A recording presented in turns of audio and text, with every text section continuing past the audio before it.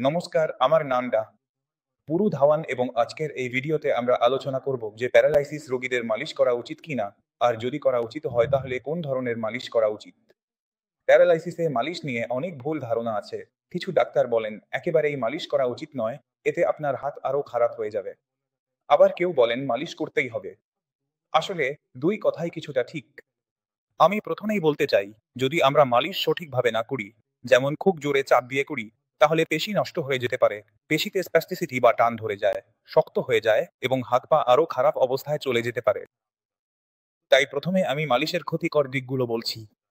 যদি আমরা চাই যে রোগীর ব্যথা আছে, সেই ব্যথা থেকে আরাম পেতে, রোগীর পেশিতে টান বা শক্ত ভাব আছে, সেটা দূর করতে চাই, তাহলে সেখানে মালিশ খুব ভালো কাজ করে। তাহলে আপনাকে সবচেয়ে গুরুত্বপূর্ণ বিষয়টি খেয়াল রাখতে হবে, মালিশ সঠিকভাবে করার পদ্ধতি আপনার জানা থাকা উচিত। তাহলে যখনই আপনি মালিশ করবেন, তখন খেয়াল রাখতে হবে, হাত হালকা রাখতে হবে, চাপ দেওয়া যাবে না, জোরে টিপবেন না, আঙুল দিয়ে নিচের দিকে টানবেন না, এমন ভাবে করবেন না, বেলুন দিয়ে করবেন না। হালকা হাতে মালিশ করতে হবে। আর কিভাবে করবেন? দেখুন, আপনার চুলের দিকে লক্ষ্য করুন। হাতেও চুল থাকে, পায়েও চুল থাকে। আপনাকে চুলের উল্টো দিকে মালিশ করতে হবে।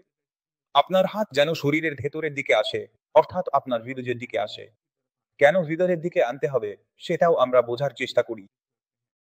এখন নিজের হাতটা দেখুন। এতে আপনি নীল রঙের দাগ দেখতে পাবেন, যেগুলোকে আমরা বলি শিরা। এগুলোই ভেন।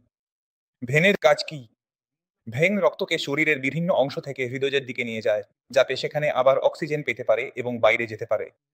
এরপর সেটা ফুসফুসে যাবে, সেখানে অক্সিজেন পাবে এবং তারপর বাকি অঙ্গ প্রত্যঙ্গে ছড়িয়ে পড়বে। তাহলে এই যে রক্ত, এই শিরার মধ্যে যে রক্ত আছে, সেটা আমাদের হৃদয়ের দিকে যাচ্ছে, ভেতরের দিকে। যদি আমি হাতটা উল্টো দিকে চালাই, মানে এই দিক থেকে ওই দিকে হাত চালাই, তাহলে রক্তের প্রবাহে সমস্যা হয়। তাই আমাদের শিরার রক্তকে সহজে যেতে সাহায্য করতে হয়। তার দিকেই আমাদের নাড়াচাড়া করতে হয়, যাতে সেটা হৃদয়ের দিকে যেতে পারে। তাই সব সময় হাতের মালিশ ভেতরের দিকে করতে হবে। যে কোনো কিছু লাগালেও ওপরের দিকে করতে হবে, নিচের দিকে মালিশ করা যাবে না। এতে কি হয়? রক্তের প্রবাহ বা সঞ্চালন ভালো হতে শুরু করে। দ্বিতীয়ত, যখনই আমরা মালিশ করি বা কোনো কিছুতে ঘষি, তখন আমরা কি দেখি? সেখানে একটু গরম ভাব তৈরি হয়, তাই তো? এখন এই যে গরম ভাব, এটা পেশিতে খুব ভালো প্রভাব ফেলে। আপনি নিশ্চয়ই দেখেছেন, যখন আমরা ফিজিওথেরাপি করাতে চাই, তখন সেখানে বিভিন্ন ধরনের মেশিন থাকে, যেগুলো গরমি দেয়। আমরা নিজেরাও পেশিতে গরমি দিই। এতে পেশি প্রসারিত হয়, আরাম পায়। কিন্তু সেখানে যদি আমরা কিছু ঠান্ডা লাগাই, তাহলে পেশি শক্ত হয়ে যাবে, স্প্যাস্টিসিটি বাড়বে।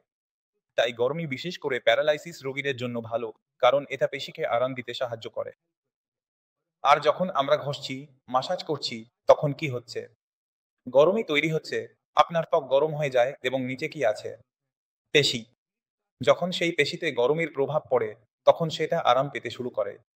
তাই পেশিকে আরাম দিতে আমরা মাসাজের ব্যবহার করতে পারি। এখন আমাদের যদি শুধু গরমই দিতে হয়, তাহলে যদি আপনার মনে কোনো সন্দেহ থাকে যে আমাদের তো শুধু গরমই দিতেই হবে, তাহলে আমরা এর জন্য মাসাজ করি। একদম ঠিক। আমরা কি করতে পারি? আমরা সাধারণত আমাদের হিটিং প্যাড ব্যবহার করতে পারি, যেগুলো জেল প্যাড বাজারে পাওয়া যায়, অনেকের বাড়িতেও থাকে। আমরা সেগুলো দিয়েও ঠিক সেই একই প্রভাব পেতে পারি, যেটা আমরা মাসাজ থেকে পাই। এখন আমরা কি করব? আমরা জেল প্যাড নেব এবং সেটা প্রয়োগ করব। এখন তো আবহাওয়া বদলে গেছে। আগে ঠান্ডা ছিল, তখন এটা বেশ উপকারী ছিল, ভালো কাজ করত। এখন যেহেতু আবহাওয়া বদলেছে এবং গরম পড়েছে, এতে আমাদের কাঁধে অস্বস্তি হতে পারে। তাই এই কারণেই গরমের সময় মাসাজ অনেক বেশি উপকারী হয়। এখন যত প্যারালাইসিসের রোগী আছেন, যাদের সায়েন্স ইঞ্জিনিয়ার ট্রিটমেন্ট চলছে, তাদেরকে সব সময় ওষুধের সাথে এক নিউরো এম করে তেল দেওয়া হয়। তাই নিউরো এম অয়েলের উদ্দেশ্য আপনাকে জানা উচিত। আমি অনেকটাই বলে দিয়েছি যে এর মূল উদ্দেশ্য কি, মাসলকে রিল্যাক্স করা। তাই যদি আপনিও কোনো বডি পার্টে, ধরা যাক আপনার কাঁধে ব্যথা আছে, নড়াচড়া করলে মনে হচ্ছে এখানে পেশিগুলো খুব শক্ত হয়ে গেছে, তাহলে আপনি কি করবেন? একটু তেল লাগালেন, গরম জল প্যাড নিলেন, সেটা গরম করে সেখানে লাগালেন। এতে কি হবে? দিনে দিনে করলে ওই জায়গার পেশিগুলো রিল্যাক্স হতে শুরু করবে, ব্যথা কমতে শুরু করবে, কারণ পেশি রিল্যাক্স হয়ে গেছে, পেশির যে টান ছিল সেটা চলে গেছে। এই জিনিসগুলো আপনাকে খেয়াল রাখতে হবে।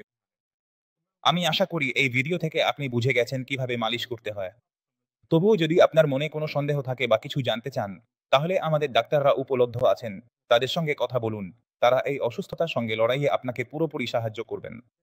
তবে যাওয়ার আগে আমি চাই, আমাদের টেস্টিমোনিয়ালস, যে রোগীরা আসেন সুস্থ হন তাদের ভিডিও অবশ্যই দেখে যান।